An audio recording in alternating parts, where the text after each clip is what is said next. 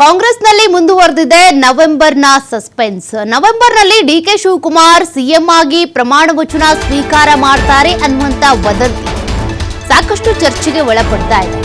ಮಾಧ್ಯಮಗಳ ಪ್ರಶ್ನೆಗೆ ಸಿಎಂ ಸಿದ್ದರಾಮಯ್ಯ ಗರಂ ಆಗಿದ್ದಾರೆ. ಇದೇ ಪ್ರಶ್ನೆಯನ್ನ ಸಿದ್ದರಾಮಯ್ಯನವರಿಗೆ ಕೇಳಿದಾಗ ಗರಂ ಆಗ್ಬಿಟ್ಟಿದ್ದಾರೆ. ನಿಮ್ಗೆ ಹೇಳಿದ್ರಾ ನನ್ಗೆ ಗೊತ್ತಿಲ್ಲ ಅಂತೇಳಿ ಸಿಎಂ ಸಿದ್ದರಾಮಯ್ಯ ಗರಂ ಆಗಿ ಪ್ರತಿಕ್ರಿಯೆ ಕೊಟ್ಟಿದ್ದಾರೆ. ನಿಮ್ಗೆ ಯಾರು ಹೇಳಿದ್ರು, ಎಲ್ಲಿ ಹೇಳಿದ್ದಾರೆ, ಎಲ್ಲಿ ಬಂದಿದೆ ಅಂತೇಳಿ ಸಿದ್ದರಾಮಯ್ಯನವರು ಗರಂ ಆಗಿನೇ ಪ್ರತಿಕ್ರಿಯೆ ಕೊಟ್ಟಿದ್ದಾರೆ. ಡಿಕೆ ಶಿವಕುಮಾರ್ ಅವರು ನವೆಂಬರ್ನಲ್ಲಿ ಪ್ರಮಾಣ ವಚನ ಸ್ವೀಕಾರ ಮಾಡೋದು ಫಿಕ್ಸ್ ಸಾರ್ ಅಂತ ಕೇಳಿದ್ದೆ. ಯಾರು ಹೇಳಿದ್ರು ನಿಮ್ಗೆ, ನಂಗೆ ಗೊತ್ತಿಲ್ಲ, ಎಲ್ಲಿ ಸುದ್ದಿ ಬಂತು, ಯಾರು ಹೇಳಿದ್ದಾರೆ ಅಂತೇಳಿ ಫುಲ್ ಗರಂ ಆಗಿ ಸಿದ್ದರಾಮಯ್ಯನವರು ಮಾತನಾಡಿದ್ದಾರೆ.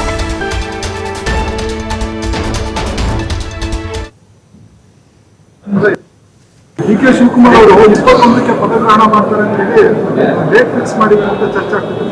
ನಿಮ್ಗೆ ಹೇಳಿದ್ರ ನಿಮ್ಗೆ ನಿಮ್ಗೆ ಗೊತ್ತಾಯ್ತು, ನಿಮ್ಗೆ ಹೆಂಗ್ ಗೊತ್ತಾಯ್ತು? ಪತ್ರಿಕೆಯಲ್ಲಿ ಬಂದಿದ್ದಾರೆ ಪತ್ರಿಕೆಯಲ್ಲಿ ಏನ್ ನೋಡಿ, ಯಾವ ಪತ್ರಿಕೆಯಲ್ಲಿ ಇದು ನೋಡಿಲ್ಲ. ಡಿಕೆ ಶಿವಕುಮಾರ್ ಅವರು 21ಕ್ಕೆ ಪದಗ್ರಹಣ ಮಾಡ್ತಾರೆ ಅಂತ ಹೇಳಿ ಡೇಟ್ ಫಿಕ್ಸ್ ಮಾಡಿ ಅಂತ ಚರ್ಚೆ ಆಗ್ತಿದೆ. ನಿಮ್ಗೆ ಹೇಳಿದ್ರ ನಿಮ್ಗೆ ಹೇಳಿದ್ರೆ ನಿಮ್ಗೇನ್ ಗೊತ್ತಾಯ್ತು? ನಿಮ್ಗೆ ಹೆಂಗ್ ಗೊತ್ತಾಯ್ತು? ಪತ್ರಿಕೆಯಲ್ಲಿ ಬಂದಿದ್ದಾರೆ ಪತ್ರಿಕೆಯಲ್ಲಿ ಏನ್ ನೋಡಿ, ಯಾವ ಪತ್ರಿಕೆಯಲ್ಲಿ ಇದು ನೋಡಿಲ್ಲ. ಡಿಕೆ ಶಿವಕುಮಾರ್ ಅವರು 21ಕ್ಕೆ ಪದಗ್ರಹಣ ಮಾಡ್ತಾರೆ ಅಂತ ಹೇಳಿ ಡೇಟ್ ಫಿಕ್ಸ್ ಮಾಡಿ ಅಂತ ಚರ್ಚೆ ಆಗ್ತಿದೆ. ನಿಮ್ಗೆ ಹೇಳಿದ್ರ ನಿಮ್ಗೆ ಹೇಳಿದ್ರೆ ನಿಮ್ಗೇನ್ ಗೊತ್ತಾಯ್ತು? ನಿಮ್ಗೆ ಹೆಂಗ್ ಗೊತ್ತಾಯ್ತು? ಪತ್ರಿಕೆಯಲ್ಲಿ ಬಂದಿದ್ದಾರೆ ಪತ್ರಿಕೆಯಲ್ಲಿ ಏನ್ ನೋಡಿ, ಯಾವ ಪತ್ರಿಕೆಯಲ್ಲಿ ಇದು ನೋಡಿಲ್ಲ. ಡಿಕೆ ಶಿವಕುಮಾರ್ ಅವರು 21ಕ್ಕೆ ಪದಗ್ರಹಣ ಮಾಡ್ತಾರೆ ಅಂತ ಹೇಳಿ ಡೇಟ್ ಫಿಕ್ಸ್ ಮಾಡಿ ಅಂತ ಚರ್ಚೆ ಆಗ್ತಿದೆ. ನಿಮ್ಗೆ ಹೇಳಿದ್ರ ನಿಮ್ಗೆ ಹೇಳಿದ್ರೆ ನಿಮ್ಗೇನ್ ಗೊತ್ತಾಯ್ತು? ನಿಮ್ಗೆ ಹೆಂಗ್ ಗೊತ್ತಾಯ್ತು? ಪತ್ರಿಕೆಯಲ್ಲಿ ಬಂದಿದ್ದಾರೆ ಪತ್ರಿಕೆಯಲ್ಲಿ ಏನ್ ನೋಡಿ, ಯಾವ ಪತ್ರಿಕೆಯಲ್ಲಿ ಇದು ನೋಡಿಲ್ಲ. ಡಿಕೆ ಶಿವಕುಮಾರ್ ಅವರು 21ಕ್ಕೆ ಪದಗ್ರಹಣ ಮಾಡ್ತಾರೆ ಅಂತ ಹೇಳಿ ಡೇಟ್ ಫಿಕ್ಸ್ ಮಾಡಿ ಅಂತ ಚರ್ಚೆ ಆಗ್ತಿದೆ.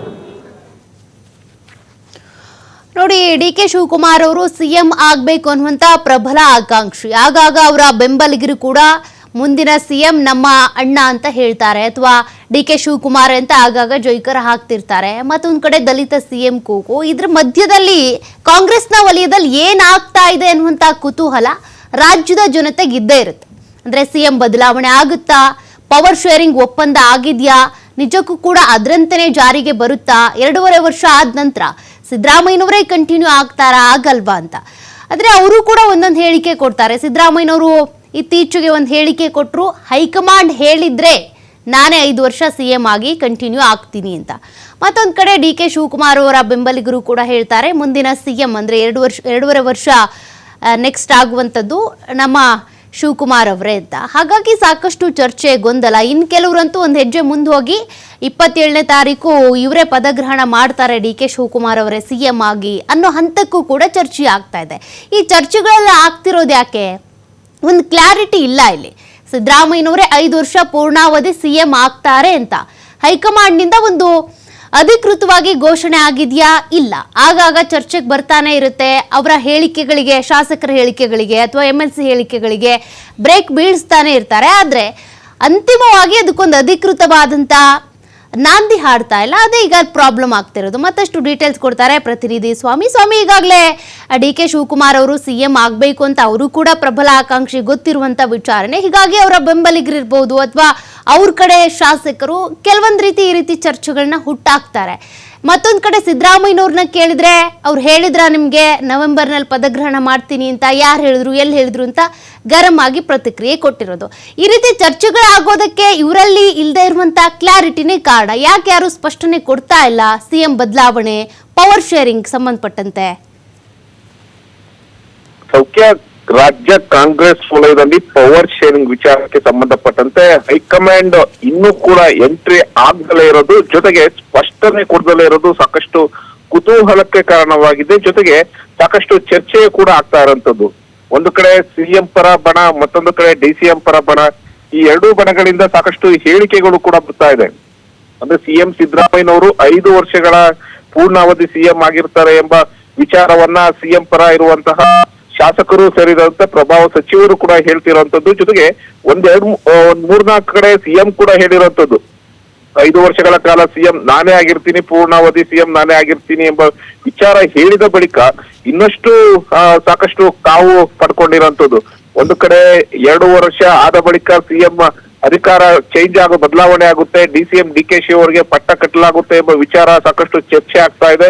ಜೊತೆಗೆ ಅವರ ಬಣವು ಕೂಡ DCM DK ಶಿವಕುಮಾರ್ ಅವರಿಗೆ ಅಧಿಕಾರವನ್ನ ಕೊಡಬೇಕು ಎಂಬ ವಿಚಾರವನ್ನ ಇಟ್ಕೊಂಡು ಸಾಕಷ್ಟು ಹೇಳಿಕೆಯನ್ನ ಕೊಡ್ತಾ ಇರೋದು. ಪರಸ್ಪರ ಒಂದ್ ರೀತಿ ಕೋಲ್ಡ್ ವಾರ್ ಶುರುವಾಗಿದೆ ಅನ್ನೋದು ಕಾಂಗ್ರೆಸ್ ವಲಯದಲ್ಲಿ ಸ್ಪಷ್ಟ ಆಗ್ತಾ ಇದೆ. ಇಷ್ಟೆಲ್ಲ ಆಗ್ತಾ ಇದ್ರು ಕೂಡ ಹೈಕಮಾಂಡ್ ನಾಯಕರು ಎಂಟ್ರಿ ಆಗ್ತಾ ಇಲ್ಲ. ಜೊತೆಗೆ ಹೈಕಮಾಂಡ್ ನಾಯಕರೇ ಎಂಟ್ರಿ ಆಗಿ ಇದಕ್ಕೆ ಸ್ಪಷ್ಟನೆ ಕೊಡಬೇಕು ಅನ್ನೋದು ಸಾಕಷ್ಟು ಸಚಿವರ ಕೂಡ ಒತ್ತಾಯವನ್ನ ಮಾಡ್ತಾ ಇರೋದು. ಇದಕ್ಕೆ ಮನವಿಯನ್ನು ಕೂಡ ಮಾಡಿರುವಂತದ್ದು. ಒಂದು ಕಡೆ ಈಗಾಗಲೇ ದೆಹಲಿ ಅಂಗಳದಂದ್ರೆ ಕಾಂಗ್ರೆಸ್ ಹೈಕಮಾಂಡ್ ಅಂಗಳಕ್ಕೆ ವಿಚಾರ ಸಾಕಷ್ಟು ಬಾರಿ ತಲುಪಿದೆ. ಯಾವ್ದಕ್ಕೆ ಇನ್ನೂ ಕೂಡ ಹೈಕಮಾಂಡ್ ಎಂಟ್ರಿ ಆಗ್ತಾ ಇಲ್ಲ, ಸ್ಪಷ್ಟನೆ ಕೊಡ್ತಾ ಇಲ್ಲ ಅನ್ನೋದು ಸಾಕಷ್ಟು ಚರ್ಚೆ ಆಗ್ತಾ ಇರುವಂತ ವಿಚಾರ.